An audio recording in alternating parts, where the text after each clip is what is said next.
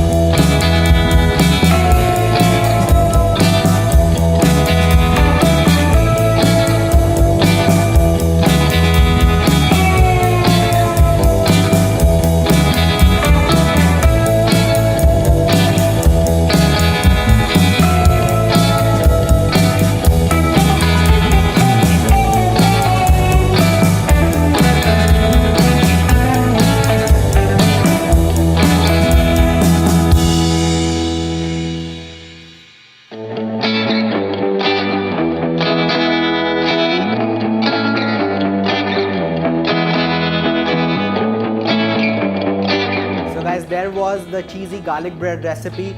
I kept it simple by not flavoring the bread with anything. You can experiment as you like. You can add some sun-dried tomatoes, some olives or jalapenos if you like a spicy kick to your breads to this recipe, and do share the pictures with me. Cheers.